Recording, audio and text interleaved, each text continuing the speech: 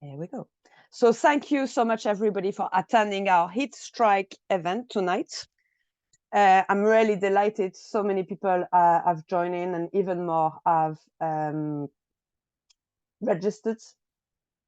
With last year's hottest temperature on records, we are likely to experience heat again this summer, putting many people at risk around the world, but also in the UK, especially the elderly, infants and disabled people, but also workers working outdoors with no protection and sometimes indoors as well. So we need workers and their trade unions, as well as climate justice activists and organizations, to unite in their struggle to build a mass movement for a change, where the poorest don't pay the price for the climate crisis. Climate crisis is a trade union issue, and we can make the link with the climate justice movement. So tonight, we're going to explore the relationship between heat waves, workplace temperature, and climate justice. What can we do about it? What type of response we can have as a movement? And we're going to hear from 3 speakers. I'm delighted they've been able to join us tonight. First of all, we'll hear from Ian Hodson, the president of the BFAWU, or the Bakers Unions in short, but this is the Bakers, Food and Allied Workers Union. He's also the co-founder of the Cool It campaign, back, I think, in 2008. Then we'll hear from Janet Newsham. Janet is the chair of the Hazard campaign, which is a health and safety campaign. Most trade unionists here will well known the Hazard campaign, and she's the coordinator of the Greater Manchester Hazard Centre. And last but not least, Nuala Lam, who is the co-founder of Heat Strike and used to be part of the strategy team at Extinction Rebellion, and going to actually tell us more about what those Heat Strike stand for. But first of all, I will pass on the mic to Ian. And each speaker got about 5 to 7 minutes, so don't exceed your time. Ian, go ahead. Okay, thank you very much, Clara, and it's a pleasure to be here tonight.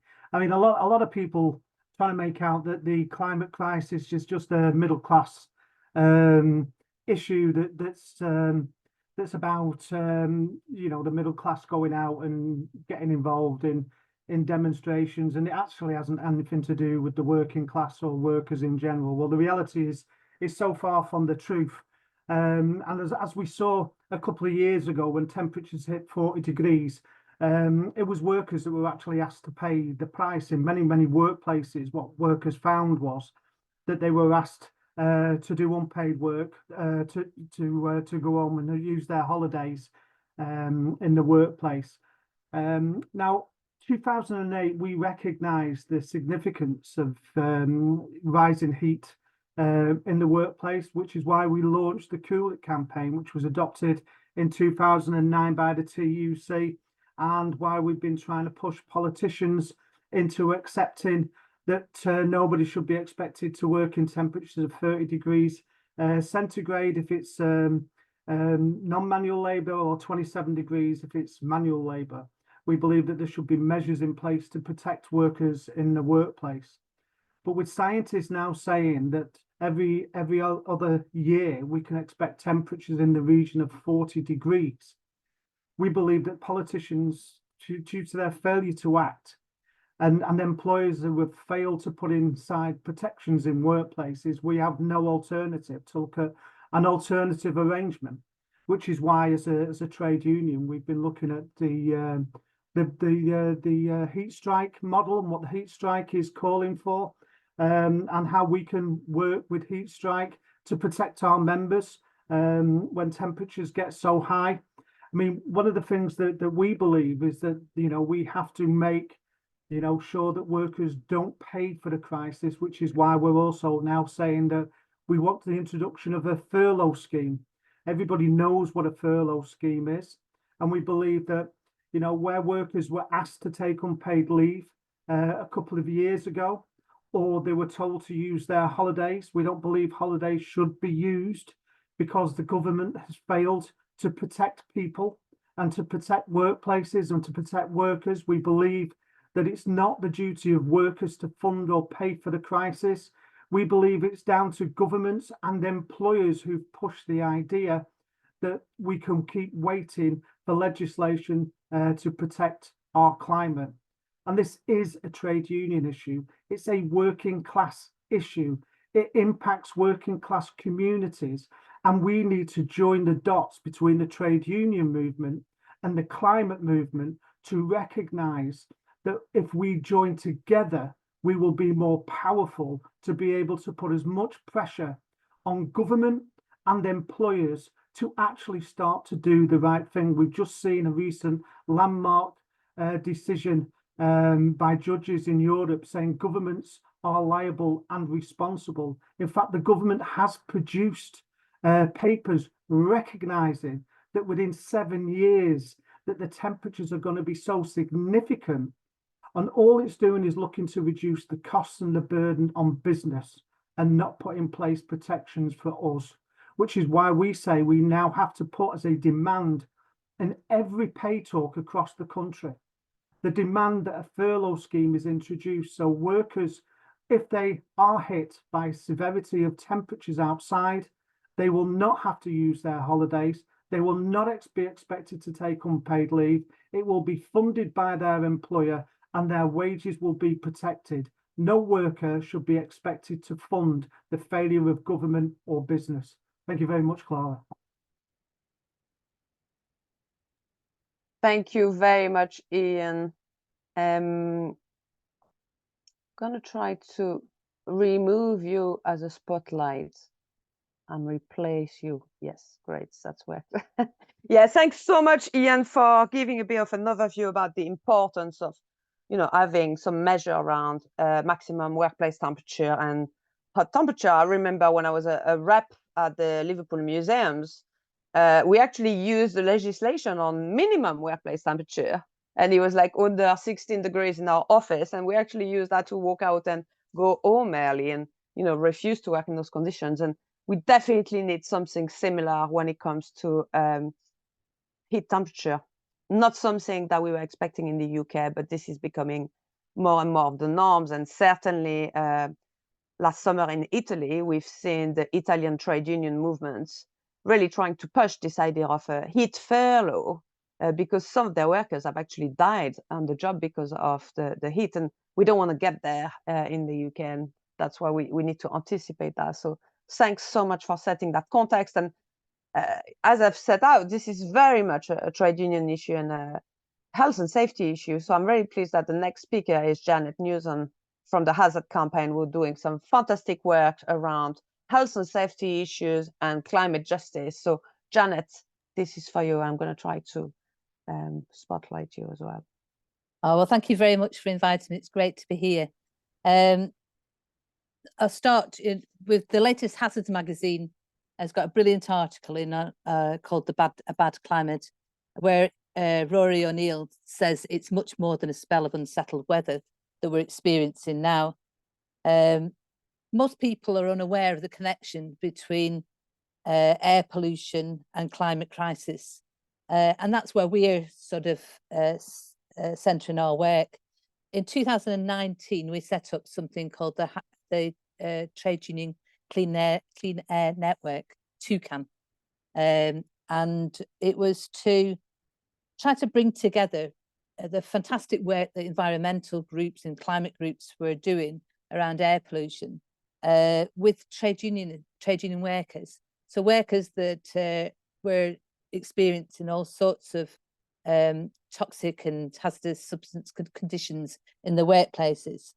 And it was to try and encourage workers to take up the mantle and to start doing some really fundamental work in the workplaces, challenging their employers and giving them the tools and giving them the information to challenge their employers as to what was happening in the workplace.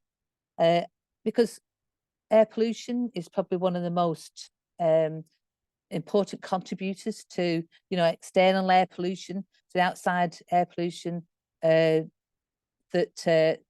we're experiencing in our communities, exposed to in our communities. And unless we do something about that, then it's going to continue to impact on communities, but also on the climate as well. And air pollution doesn't just stop at the factory gate, does it? Or the front door of the office block. Air pollution actually goes back into those environments as well. And in the UK, it's responsible for more than 40,000 deaths. You know, so if we don't do something about it, or we need to do something about it to reduce those deaths. And it's also, it was set up in response to the accelerating climate crisis. The ITUC this year's declared the theme for this year's Workers' Memorial Day on climate risks for workers. Extreme weather and changing weather conditions, weather patterns are not only causing havoc for governments, but workers' lives are being put at risk, as Ian outlined. I mean, there was a wind farm worker a couple of years ago, Ronnie Alexander, who froze to death at his job. And it's not just, you know, not just heat, it's the extreme cold that workers and other working conditions and other extreme weather conditions. And a number of workers last year in the UK have reportedly died because of heat, working in extreme heat. So it's not just happening in European countries and other countries, it's happening here and it's happening now. I've been doing some work with some shipping workers who have to wear flotation suits. I don't know if you've seen flotation suits. They're like you walk around in this great big suit, but these are workers who are doing manual work, and so the hotter the temperature, the more likelihood is that it's putting stress on their bodies and potentially deadly stress on the bodies. And it's not just outdoor workers who put at risk. So extreme weathers are causing all sorts of conditions for workers who work inside office blocks, you know. So the wildfires, I mean, that's not just in Australia, that's on the moors of around Manchester that, you know, and the PM 2.5, whatever, like, you know, the contaminants that people are having to breathe in goes across all our communities. Article 13 of the ILO Occupational Safety and Health Convention 155 says that if workers believe there is an imminent and serious danger to life, they must be protected from undue consequences. So we're challenging employers and encouraging employers to do all they can to get workers to take up the issue of air pollution, you know, to start to address the issues of all those people that die. And on April the 28th, which is Workers' Memorial Day, we talk about the whole numbers of people that died, the whole story, and more than 50,000 workers will die. More than 50,000 people will die because of work in the UK every year, and that's through diseases that they've been exposed to when they've been exposed to hazardous and toxic substances. So we need workers to be at the centre of all this. We need them to be arguing for just transition. We need to be looking at if they need to change and adapt the working activities, that their jobs are safe. We've produced some leaflets, and we're producing leaflets for the Workers' Memorial Day this year. One's going to be aimed at MPs and sort of try and get them to understand the impact of air pollution on workers. And another one's going to be aimed at workers to take up different activities. And I know Clara's done some really good work in a leaflet that we've produced that's going to be you're going to highlight tonight. But we also want workers to be doing all sorts of things in their workplaces now as well. So what's the plan? Well, the plan for tonight is to look to motion and to look at actions that that Clara's produced. But above all, we need urgent plans in place to deal with this crisis now. It's only ever going to get worse. It's not going to get better. So all that we can do is to see that what we can do to reduce the impact of it. So how are we going to reduce the impact of it? By taking actions in our workplaces now. So please, when we produce the leaflets that are coming up to Workers' Memorial Day, we'll be distributing them. Please, if you're in a workplace, have a look at them and see what actions you can take to improve the air pollution and the consequential climate crisis that it's causing. Thank you. Thank you so much, Janet. Yeah, I think it's so important to, highlight those links between health and safety at work, health of workers, but also people, and the climate crisis. And there's unique opportunities to actually link up our two movements to be stronger together and to engage more people who may not have up to now either pay more attention to the climate crisis and its consequences, or people who are active around climate justice issue but don't pay attention in like the more sort of social and workplace struggles. And International Workers' Memorial Day is on the 28th of April. Most of the time, some places decide to do it the day before or the day after. But we do encourage you to find out where is your International Worker Memorial Day event. There is a map that I've just posted in the chat, and all the resources in the chat will be shared by email after the event. But you can check out, the map is not yet complete. So if there is no local event where you are, please do check often your trade council, your trades councils on Facebook will advertise local events or try to find out. But it is a unique opportunity. The theme this year of International Workers' Memorial Day is the climate crisis and workers' health. So that's really a unique opportunity to build up some new collaboration between workers and climate justice movements. We'll share a leaflet you can use to distribute around the theme of heat strike. But before I say more about this call for action, I'm actually going to bring Nwala in, who's going to explain to us, what's this idea of having heat strike? Are they real strike? How do they work? What is the idea that can bring people together this summer and that we'd like to build for? Nwala. Thanks, Clara.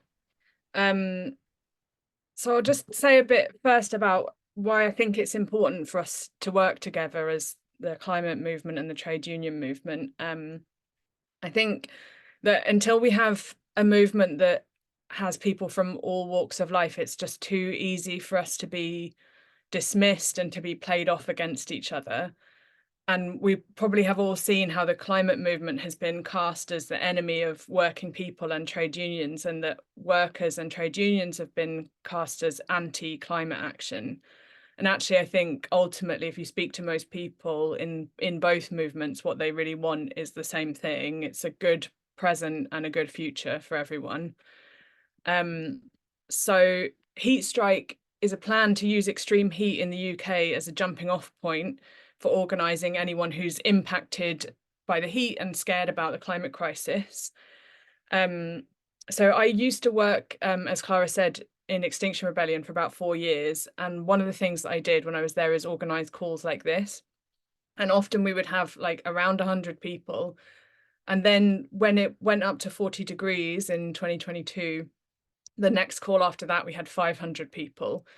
And we know from polling and research that about 80% of people in the UK are seriously concerned about the climate crisis. And so it seemed obvious that when people could really tell it was on their doorstep and it was the moment to act, that they were ready to do that. But most, or if not almost all, climate organisations had no plans to use these moments, these trigger points, despite the fact that they represented potentially the best chance they had of winning the things they were fighting for. And that's very understandable. Like, it inevitably drops down the priority list, planning for eventualities when you've got other things to do. But it seemed like an important thing that was being missed now that the UK is starting to feel direct impacts of the climate crisis. So a few of us came up with the plan for Heat Strike. And the idea is that it's a plan that any organisation, any person can get on board with. And the idea is to meet people at that point where they're ready to step up and they're ready to do something, and give them a way to make their voices heard collectively. And what we want to do, partly by calling it Heat Strike, is to claim the inevitable drop in productivity when it's high 30s, 40 degrees. Like, our economy is not going to be as productive as it normally would be. And to kind of serve that drop in productivity back to the government and employers as a form of protest. and say to them, look, this is the result of your failure to act on the climate crisis and your failure to put measures in place to protect people in the workplace. So heat strike is the name. It's not a legal strike. It's kind of like the climate strikes in that sense. And we'll be on days where it goes above 36 degrees, we'll be striking. And part of that is in solidarity with all the people who we know need to go to work at that point, emergency workers and carers who have to go to work in order to keep us safe in those temperatures. And there's two main parts to heat strike. There's what happens on the hot day, where we've got like a flat pack of actions that people can do at home or in their local area. And then on the Saturday after, we're going to organise something where everyone can come together, which might be a giant picket of number 10, or it might be a march. That's TBC. And we know from the past that we'll get about 5 to 7 days notice before it gets really hot. That's when it starts being reported that we're going to get like a 40-degree day. And so part of this plan is doing as much organising as we can between now and the summer, so that when we get that kind of 5-day notice point, we're ready to kick into action. And we've built the networks, we've built the relationships with each other, and we're ready to go. And so we can really make this big. It's our plan to call a heat strike every time it goes above 36 degrees. And like Janet said, this isn't going away anytime soon, so it's only going to get more frequent rather than less. And we really want trade unions and members of trade unions to be part of this. We think that we've got a shared interest in getting employers and the government to take our well-being now and into the future seriously. So we want to develop ways for trade unionists to take part. So our flat pack for the hot day has plans for like lunchtime walkouts and ways that people who have to go to work can demonstrate their solidarity with the heat strike and can take part. But we also want to work together to develop more ways that that trade unions and trade union members can take part in heat strike. And I think we'll probably do a follow-up meeting to this in May, which will be a bit more participatory and trying to think together and design together ways that that can happen. Yeah, so that's it from me. I'm really pleased that Clara has done so much work organising this and that we've been able to come together and talk about it. Brilliant. Thanks so much for explaining this, really positive idea for us to, organize together at short notice, really. So thanks to the three speakers for, explaining why we're here, why this is an important issue, why this is an opportunity to also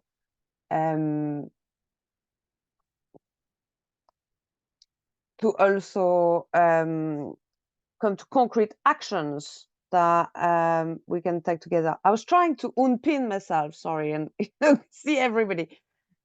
Maybe that's working. I'm not sure. Unpin. Anyway, I'm getting distracted, so I may just stay pinned. I apologize, everybody.